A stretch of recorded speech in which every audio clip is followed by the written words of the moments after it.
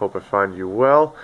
What I wanted to talk about today is how we interpret qualities, essentially.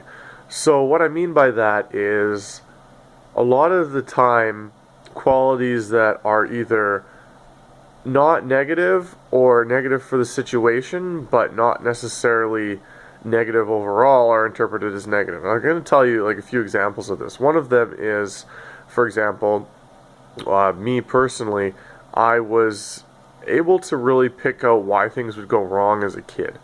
This was with, projects, businesses, people even.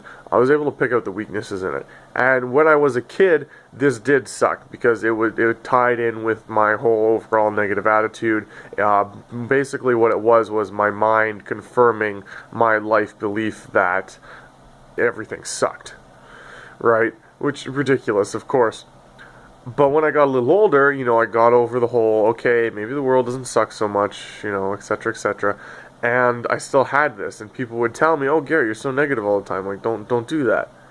And then I thought about it, and I realized, well, okay, they do have a point, because if you're negative all the time and that's all you do, you're gonna feel like shit, probably, right? And you can't necessarily build anything on that, right? Like, you can improve things, but you can't like build with that.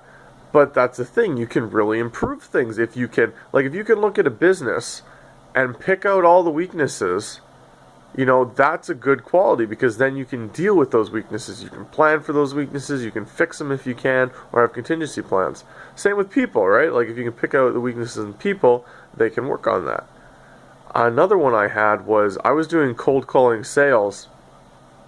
Well, I started out in inside sales at an electronics store during Christmas, and I really enjoyed it because people were coming in and they knew what they wanted, and you just helped them get what you want. It wasn't really sales, it was just helping people, basically, and I got paid a lot of money for it. So after that, I tried to get other sales jobs, but usually the only sales jobs that are available are cold calling sales.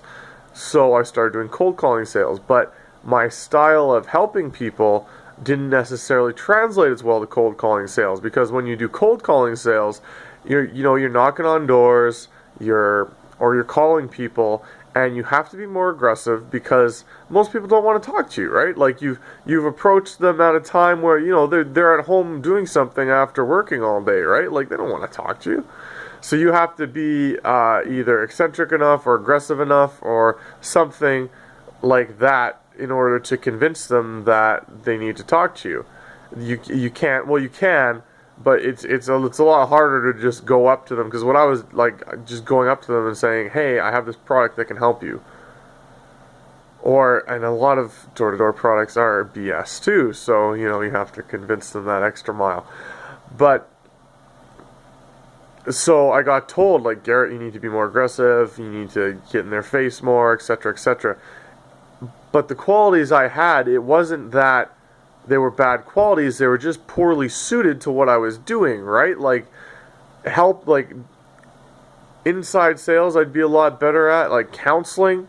The qualities I had would be good for counseling, or, like a slower paced helping people environment.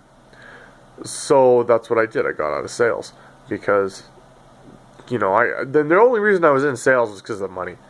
You can make more money in sales than pretty much anything for the level of training, right? Because you don't need any training for sales, or not much. Like, obviously a doctor makes more than a salesman, but the salesman doesn't need to go to school for 8 or 10 years or whatever it is, right?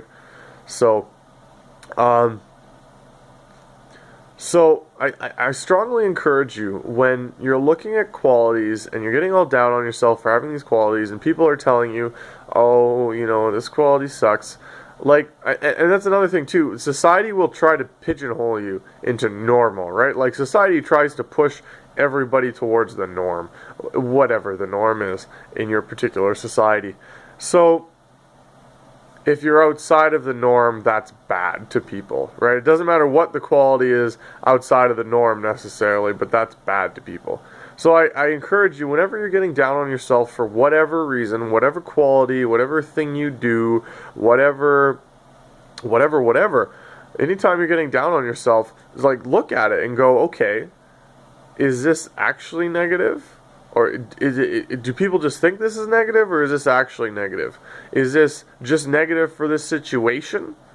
Or could this be positive in another situation? Or is this something that can be tweaked a little bit and turned into a positive quality?